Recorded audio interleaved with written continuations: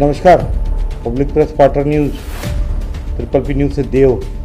आज मैं एक पत्रकार हमले पे बात कर रहा हूँ। पत्रकारों पे लगातार हमले चल रहे हैं। पत्रकार पे हमले आम बात हो गई है। बीच में आप सुने होंगे कि कांकेर में कमल शुक्ला जो पत्रकार है, वरिष्ठ पत्रकार है, उनके ऊपर सरकार के माफियाओं ने, रेत माफियाओं ने हमला किया था। उसके पहले भिंड में भी, दतिया में भी, भिंड तरफ एक पत्रकार को ट्रक से रेत माफियाओं द्वारा दबा दिया गया था। अभी राजनांदगांव में 20-30 दिन पहले की घटना है, एक महापौर की घटना है। पत्रकार को वहाँ क्या बोलते, जब पत्रकार डोंगरगांव राजीव गांधी शिक्षा मिशन के ऑफिस गए थे, वहाँ पे खबर आई थी कि पुरानी किताब बटी नहीं है, स्कूल में रद्दी भाव है, बेचने की तैयारी है। तो पत्रकार जब उसकी रिकॉर्डिंग कर रहे थे तो पत्रकार पे वहाँ के कर्मचारी द्वारा हमला किया गया था। ऐसी घटना फिर से हुई है। एक गैर लाइसेंसी डॉक्टर जिसके पास लाइसेंस नहीं है, कोरोना काल में सभी गाइडलाइन का उल्लंघन कर रहा है। उसके अस्पताल में सैनिटाइजेशन नहीं हो रहा है और उसके अस्पताल में इंजेक्शन भी लगाए जा रहे हैं, खांसी सर्दी का इलाज किया जा रहा है और वहीं सुधारने की कोशिश की जा रही है। जबकि उस गांव में लगभग 15-20 लोग कोरोना पीड़ित हैं, उसके बाद भी वो बिना लाइसेंस के ड्रिप से लेके इंजेक्शन से लेके सब काम कर रहा है। तो ऐसे में उस पत्रकार की जब रिकॉर्डिंग कर रहे हैं, हमारा रिपोर्टर गीतेश सिन्हा जब पहुंचे, ये घटना सहसपुर गली की है जो राजनांदगांव से उत्तर में खैरागढ़ रोड पे है, रोड का गांव है। तो जब पहुंचे तो उन पर हमला किया गया। काम करने दो, जब परमिशन लग कर। हाँ ठीक है ना, आप हाथ नहीं लगा सकते मेरे पे। आप बाटल चढ़ा रहे हो कि नहीं चढ़ा रहे हो? अरे नहीं चढ़ा रहे हैं, चल। हाँ चल ठीक है। ये था अभी अंदर में एक डॉक्टर जो लापता है, अंदर में है, और यह रूम क्लिनिकल खाली है और अंदर में बाटल का काम कर रहा है। मैं पीपी न्यूज़ से गीतेश सिन्हा, राजनांदगांव, छत्तीसगढ़।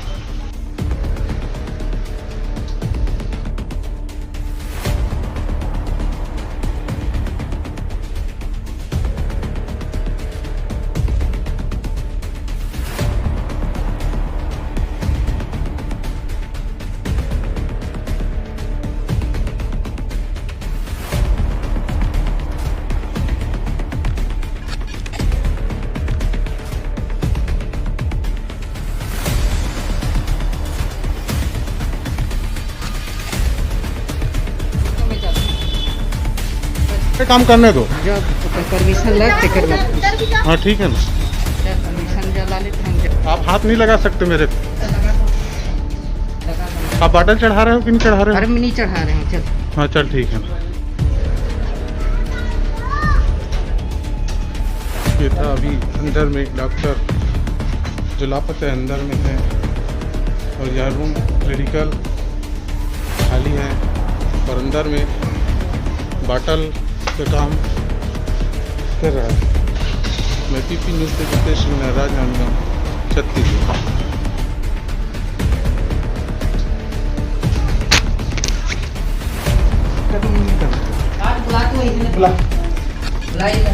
बुला किसको बुलाना? बुला। कहना चाहते हैं ग्रामीण, क्या कहना चाहते हो? अरे बहुत भीड़ है, बंद होना चाहिए, बहुत भीड़ है। जो भीड़ बढ़ा रहे हैं, हाँ ले चल। क्या कहना चाहते हैं? लॉकडाउन के तहत पर बंद करने के लिए सरकार ने बोला है कि बंद करने के लिए मना किया है। उसके बाद अब उसके पास तो लाइसेंस डिग्री वगैरह कुछ है नहीं, ऐसे करके सुनाई दिया है। सर्दी बुखार सर दर्द। अच्छा, इंजेक्शन लगाता है? मतलब इंजेक्शन लगाता है ना। आप कहाँ चेक कराने आए थे? बुखार है, वो करने आया। बुखार के लिए आए? चेक कराए। चेक करा रहा है। पहली बार है क्या? और पहली बार है। कुछ नहीं है, कुछ नहीं।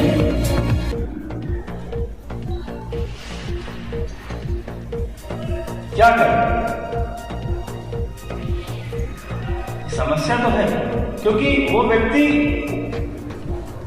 ये मिश्रा जी हैं, आपको ये आप अगर कुछ कमाना चाहते हैं तो फिर दूसरा ही काम करते ना, तो पत्रकारिता थोड़ा ना करते आप। मेरा एक विचार आ रहा था, केंद्रीय स्वास्थ्य मंत्री और राज्य के स्वास्थ्य मंत्री श्री देव हैं कि अगर 12वीं के बच्चों को कोरोना वैक्सीन लगा दी जाए तो वो सभी लोग परीक्षा 10वीं और 12वीं के बच्चे परीक्षा दे पाएंगे, तो उनको पहले वैक्सीन लगा देना चाहिए, उसका उनकी परीक्षा लेना चाहिए, क्योंकि वो भी रास्ता देख रहे हैं जनरल प्रमोशन कैसे मिल जाए से लेके सब काम कर रहा है। तो ऐसे में उस पत्रकार की जब रिकॉर्डिंग करने हमारा रिपोर्टर गितेश सिन्हा जब पहुंचे, ये घटना सहसपुर दिल्ली की है जो राजनांदगांव से उत्तर में खैरागढ़ रोड पे है, रोड का गांव है।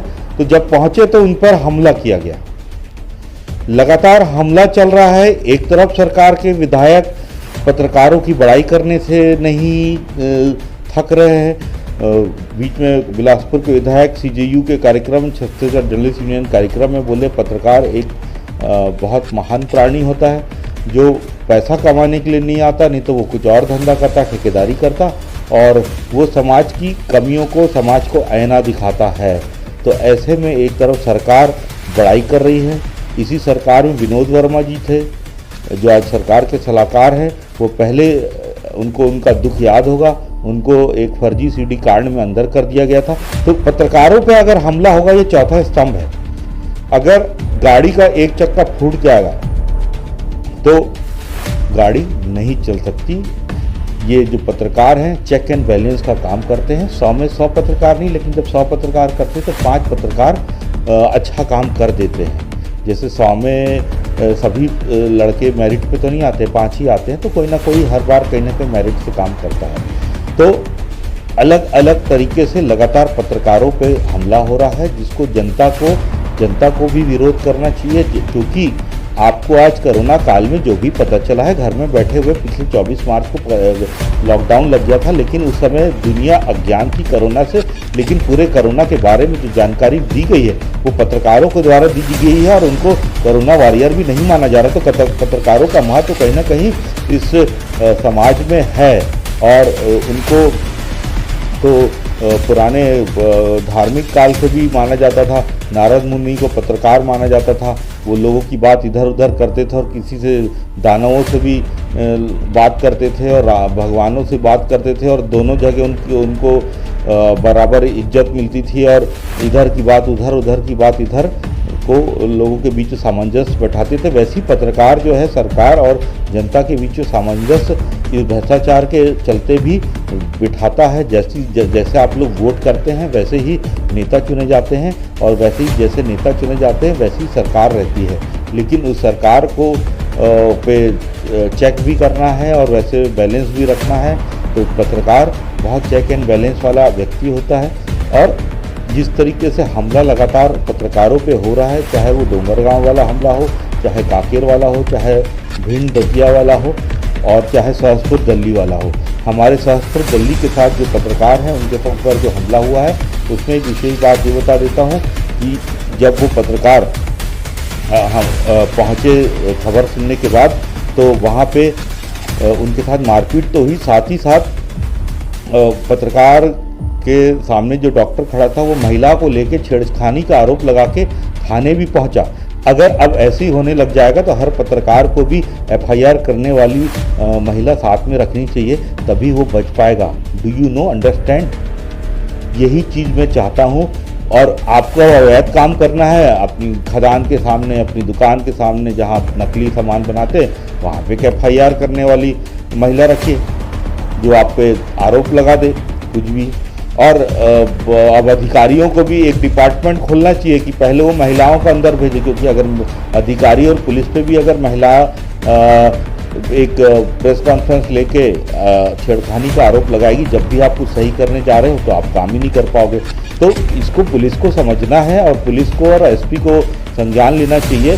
हमारे पत्रकार ने पहले मारपीट की रिपोर्ट लिखाई थी, जो हमारे गितेश सिन्हा है वो घूमका थाने पहुँचे और वहाँ पे उन्होंने एफआईआर भी कराई, लेकिन अभी तक पुलिस ने उसको सही रूप से संज्ञान नहीं लिया है। पुलिस को संज्ञान में लेना चाहिए और उस डॉक्टर पे एक कड़ी कार्रवाई होनी चाहिए और उसके ऊपर एक झूठी रिपोर्ट की शायद जो पता चल रहा है कि वो एक कंप्लेन लेटर लेके पहुंचा है कि उसके यहाँ कोई महिला है, मैं नाम नहीं पता, उसके साथ छेड़खानी की है। 40 साल का पत्रकार जिंदगी भर छेड़खानी नहीं किया है, वो छेड़खानी करेगा घुस के कैमरा लेके। ये ने अब पत्रकारिता जो है वो कठिन दौर से गुजर रही है, लेकिन अब तो आपको पत्रकारों को महिला के FIR को भी झेलना पड़ रहा है। पत्रकार एक ऐसी जीन है, पत्रकार जीवी जैसे आप सुने होंगे मोदी जी बोल रहे थे हमारे श्रीमान प्रधानमंत्री जी आंदोलन जीवी, फिर कुछ होता है पढ़ंता जीवी, कुछ होते हैं मोबाइल जीवी जो बच्चे हैं आजकल के, कुछ लोग मोबाइल गेम जीवी हो गए हैं, कोई लोग बहुत लफूटी करते हैं तो लफूटी जीवी है ना, और कोई लोग छेड़खानी के आदि होते हैं वो छेड़खानी जीवी। वैसी एक पत्रकार होता है जो पत्रकार जीवी रहता है, जो धंधा करने नहीं आया रहता है और लोगों को लगातार कुछ ना कुछ उनका हर पत्रकार तो मैं नहीं बोलूँगा, लेकिन हर पत्रकार अपने जीवन काल में कुछ ऐसी खबर लिखता है जिसके कारण लोगों को, समाज को उसका लाभ मिलता है।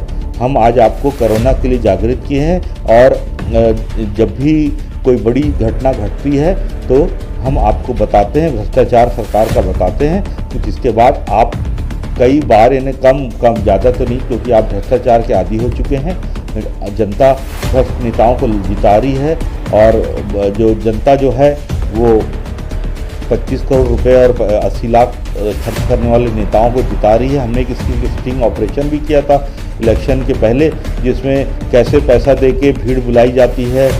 हम एक भीड़ टोली से बात किए थे जिनका चेहरा हम नहीं लाए, उसमें गलती उनकी नहीं है, नेताओं की है, जो उनसे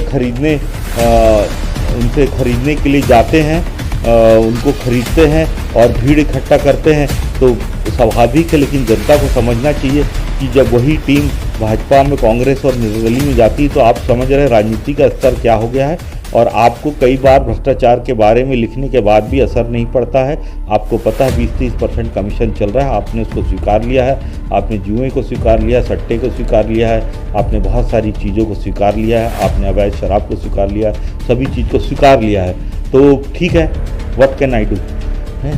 तो अब मैं यही बात करने जा रहा हूं कि जो पत्रकार पे जिस तरीके से हमला हुआ है उसमें पुलिस को कार्रवाई करना चाहिए, और अगर पुलिस कार्रवाई नहीं करती सभी पत्रकारों को साथ आना चाहिए, क्योंकि अब समय गुट का हो गया है, समय एकता का हो गया है। जैसे अब हर समाज की चिट्ठें बढ़ती हैं, आप अगर उस समाज के नहीं हो तो उस क्षेत्र से नहीं जीत सकते हो, वैसे पत्रकार को भी अपना समाज बनाना चाहिए। और जब भी गलत होता है, मैं ऐसा नहीं बोल रहा हूँ पत्रकार की गलती पे साथ देना चाहिए, गलती पे साथ नहीं देना चाहिए, लेकिन जब भी पत्रकार पे गलत बात होती है तो पत्रकारों को साथ में आना चाहिए, चाहे वो किसी भी यूनियन को या संगठन के हो। और पत्रकार आप लोग की मदद करते हैं और आपसे ही समाज से मदद लेते हैं और सरकार से मदद लेते हैं, और समाज और सरकार के बारे में लिखते भी दोधारी तलवार के बीच में चलता है। पत्रकारिता बहुत कठिन काम हो गया है आज के समय में, और खबरें हम लिखते भी हैं, और हमको आपसे युद्ध भी नहीं करना है, आपसे लड़ाई भी नहीं करना है, और आपसे दुश्मनी भी नहीं लेना है। और दुश्मनी तो हो ही जाती है, रोज़ एक दुश्मनी होती है, हर अधिकारी हमसे कहीं ना कहीं चिढ़ता है। तो आप समझ रहे हैं पत्रकारिता बहुत कठिन हो गई इस दौर में। अगर आप समर्थन नहीं करेंगे पत्रकार का तो बड़ा गलत हो जाएगा। फिर से बताता हूँ, उस डॉक्टर ने हमारे पत्रकार दिल्ली जब पहुँचे तो उन्होंने जब रिकॉर्डिंग की तो उन पर हमला किया। बाद में वो FIR कराने गए, FIR के बाद पीछे वो एक महिला को लेके पहुंच गए, ऐसी खबर आ रही है, और कंप्लेन लिखा है कि मेरे साथ छेड़खानी हुई है। ये बहुत निंदनीय है।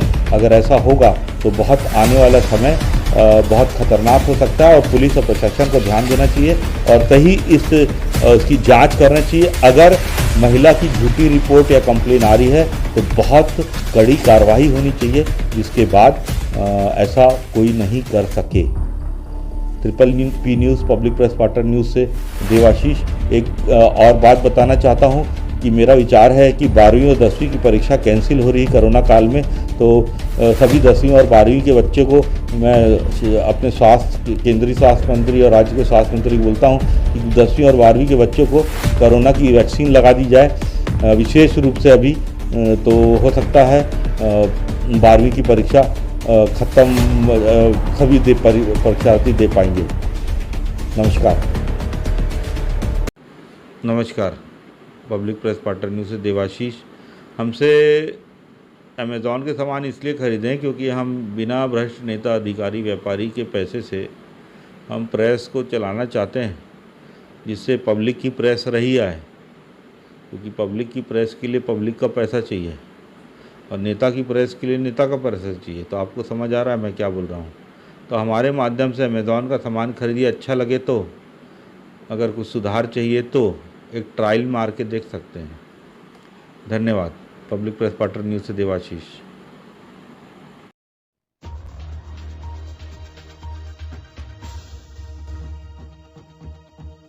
हमारा चैनल सब्सक्राइब करें, हमारे YouTube लिंक में जाकर खबर देखते रहे। प्रेस लागत स्वतंत्र करने के लिए हमारे Amazon और ई-बिजनेस रेफरेंस लिंक से Amazon प्रोडक्ट एक्स्ट्रा डिस्काउंट में खरीदें, जिससे हम बिना नेता, अधिकारी की मदद से हम प्रेस लागत निकाल सके और आपको स्वतंत्र और सच्ची खबरें दिखा सके। जनता हमारी प्रेस के साथ अपने अधिकार, RTI और कानून की लड़ाई लड़े। Public press partner news print media और डिजिटल मीडिया के साथ आए। हमने मीडिया लागत को आपके उपभोग से जोड़ा है। जनता पब्लिक प्रेस पार्टनर न्यूज में खबरों और मीडिया ई-बिजनेस में पार्टनर बने, हमारे साथ व्यापार करें। publicpresspartner.com लिंक में जाकर अपनी आसपास की समस्याओं को सीधे खबर बनाएं, हमें कॉल करें। हम पब्लिक प्रेस पार्टनर कॉन्सेप्ट के बिना हम और आप भ्रष्टाचार के विरुद्ध लड़ाई नहीं लड़ सकते। पब्लिक प्रेस पार्टनर न्यूज में जनता भागीदार बने, सिर्फ कॉल करें 9300076626। हमारे व्हाट्सएप 920000031000 ब्रॉडकास्ट से जुड़े और अमेज़न सेल में पार्टनर बने। हमारे सभी व्हाट्सएप ज्वाइन करें, व्यापार में पार्टनर बने। आप हमारे साथ पत्रकारिता भी कर सकते हैं। हमारा Facebook page public press partner follow करें। पब्लिक प्रेस पार्टनर न्यूज से देवाशीष।